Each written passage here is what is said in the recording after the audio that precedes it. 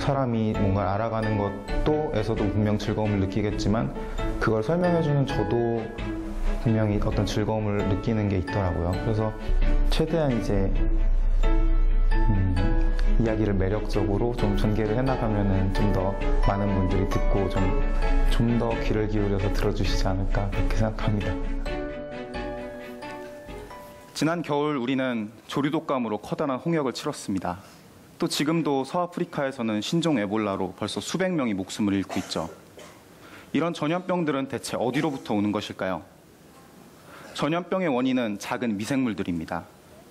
우리 몸의 세포를 이 무대만큼 확대해 보아도 바이러스는 이 정도로 작습니다. 세포가 살아가는 데 필요한 온갖 도구를 가지고 있는 하나의 공장이라면 바이러스는 그 안에 몰래 들어온 침입자입니다. 세포와 달리 바이러스는 껍데기와 그 안에 유전자라는 설계도만을 가지고 있습니다. 사람이나 바이러스나 이 유전자는 같은 언어로 쓰여 있기 때문에 세포는 바이러스가 넣어준 설계도에 따라 계속해서 바이러스를 만들어줍니다. 결국 바이러스는 그 안에서 수천 배로 불어나죠. 재밌는 것은 이 바이러스의 유전자가 조금 엉터리라는 점입니다.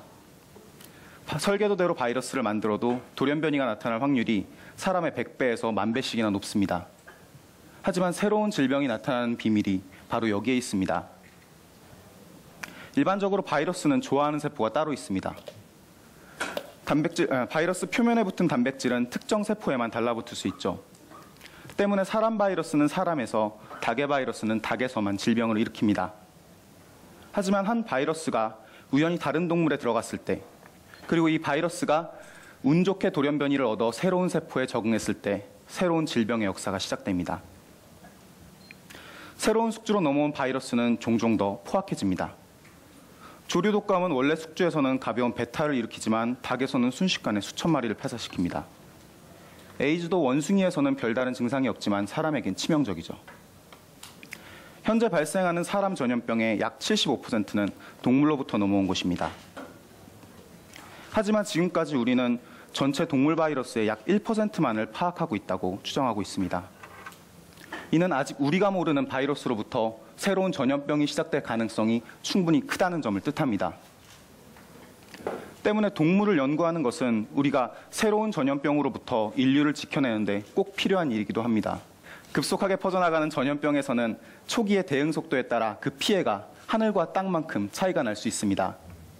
사람과 동물을 아우르는 새로운 질병 감시 체계가 올바로 작동할 때 우리는 수많은 목숨을 질병의 위협으로부터 구해낼 수 있을 것입니다. 감사합니다.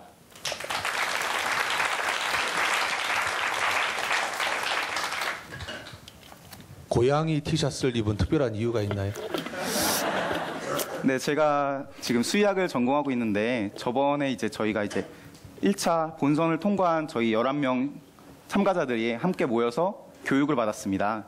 그때 제가 그 날씨가 갑자기 추워져서 좀 따뜻한 긴팔 옷을 입어야지 하고서 우연히 집어든 게 이 고양이 티셔츠였는데요.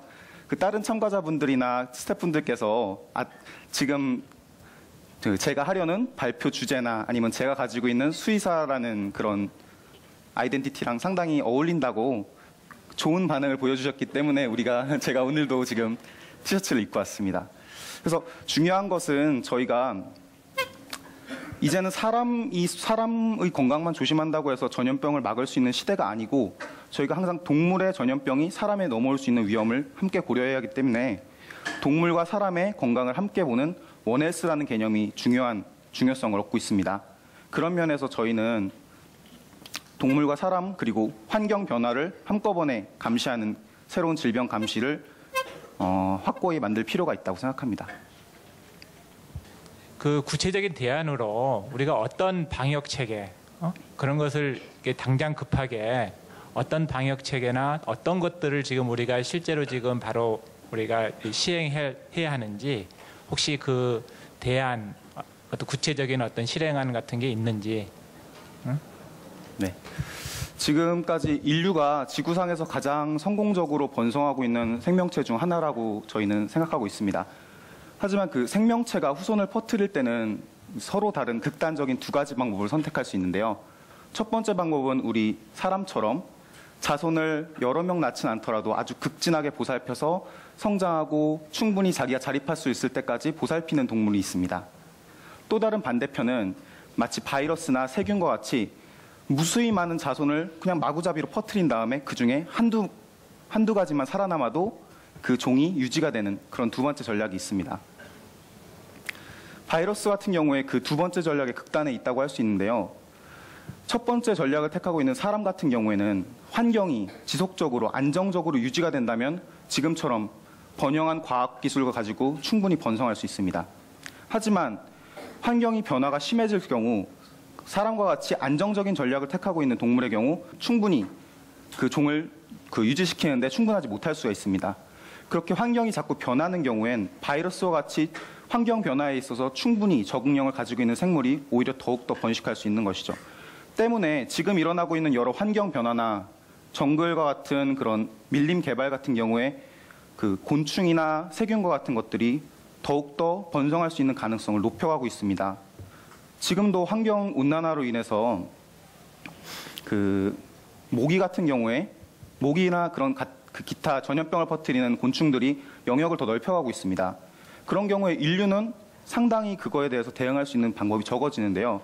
가장 근본적인 방법은 물론 그런 환경 변화를 우리가 최소화하는 방법이고 그 밀집 사륙이나 우리가 이제 높은 인구 밀도를 가지고 있는 경우에 바이러스가 돌연변이를 얻을 가능성이 더욱더 높아지고 쉽게 더 많은 환자들을 전파시킬 수 있습니다. 우리가 그런 점을 이해하고 아까 말씀드렸듯이 동물에서 사람으로 넘어오는 질병을 막기 위해서는 우리 주변의 동물과 우리가 파괴하는 환경에 살고 있는 동물들에 대한 연구가 꼭 필수적이라고 생각합니다. 네, 이덕원 씨의 발표